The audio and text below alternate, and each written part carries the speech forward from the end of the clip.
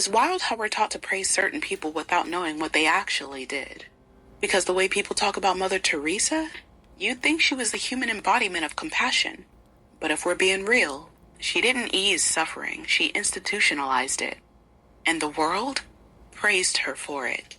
Born Agnes Boyajiu in 1910, she founded the Missionaries of Charity in India in 1950. Her whole image was built on helping the poorest of the poor. But when you look closer, that came with a whole lot of pain. She believed suffering was holy, like not just something to get through, but something to seek out. Her words, not mine. There is something beautiful about seeing the poor accept their lot. The world gains much from their suffering. And that belief, it showed up in everything. Hospices where people were dying without pain meds. Needles reused, no proper diagnosis, no doctors. Just people laying on cots, sometimes in agony, while volunteers watched and prayed. And that's not because the money wasn't there. She was pulling in tens of millions of dollars in donations. But instead of improving care or hiring real medical staff, the money mostly went to opening other centers doing the same thing. That money didn't follow the suffering, it fed the brand. And the kicker? When she got sick, she didn't go to one of her own clinics. She went to a top-tier private hospital in California. So she knew what good care looked like. She just didn't believe that poor people deserved it. So let's get into her political choices, because she was active. She took money from Charles Keating, who stole millions from working-class families. And when he got caught, she wrote a letter to the judge defending him. And she never returned the stolen donations. She cozied up to the Duvaliers in Haiti, literal dictators. She called them friends of the poor, while their regime was torturing and killing people. She wasn't just shaking hands. She was giving legitimacy to oppression. And don't forget what she preached on stages like the Nobel Peace Prize podium. In front of the whole world, she said, "The greatest destroyer of peace today is abortion. Not war, not racism, not genocide. Abortion." And she fought against birth control, divorce, and women's autonomy in places where women were being brutalized or... She didn't preach liberation. She preached obedience. And former members of her order, they've spoken out. One woman, Susan Shields, said that they were taught not to ease patients' pain. They had the medicine, they just didn't use it. Because suffering was considered spiritually valuable. Let that sink in. So no, Mother Teresa wasn't a saint in the way that people like to imagine. She wasn't lifting people out of poverty. She was watching them suffer and calling it grace. She used pain as PR. She used poverty as a stage. And the world applauded because nobody wants to believe that their heroes are built on harm. But here's the truth. If you're glorifying suffering instead of ending it, you're not helping the poor, you're just using them. And that's what her legacy really is. Not holiness, just harm, with good lighting.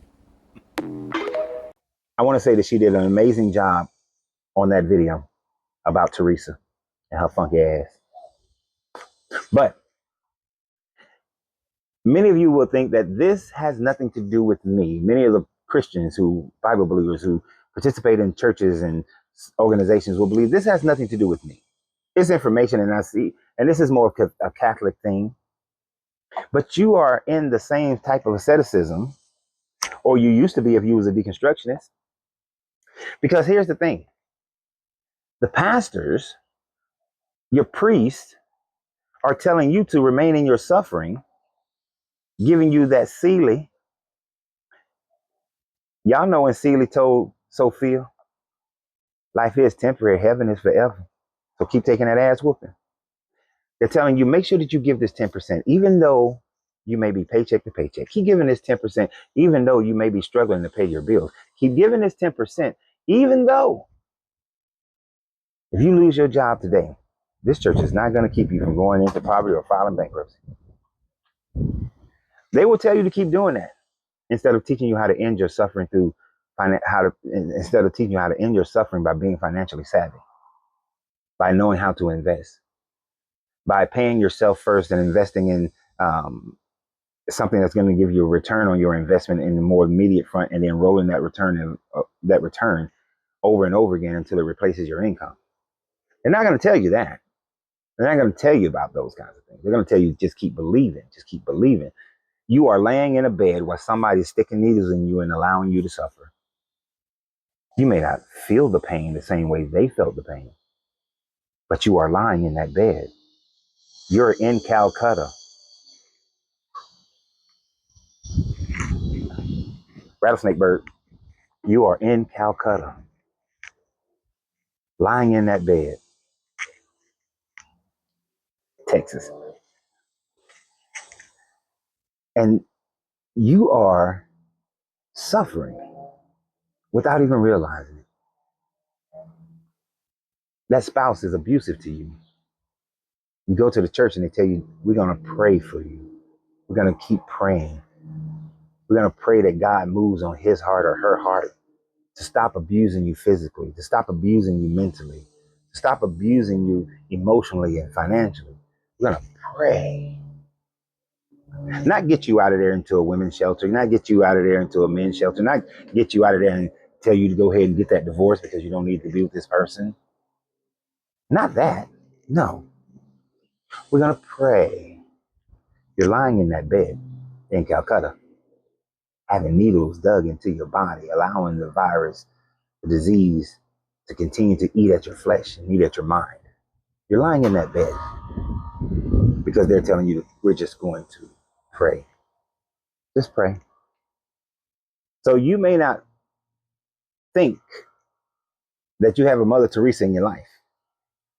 You may not think that you've dealt with a Mother Teresa in your life. But in truth, many of you who are watching this video and you're writing comments to go against everything that I'm saying, this is, you are in Calcutta, lying in that bed. Got tubes in your nose and your face, lying in that bed. Your health is poor, lying in that bed. Your money just not right, lying in that bed. You're suffering financially, lying in that bed. Your family is not doing as well as they should, lying in that bed.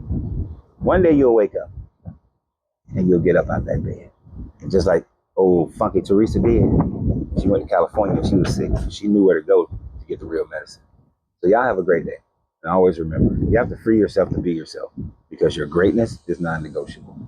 Good journey, good vibrations.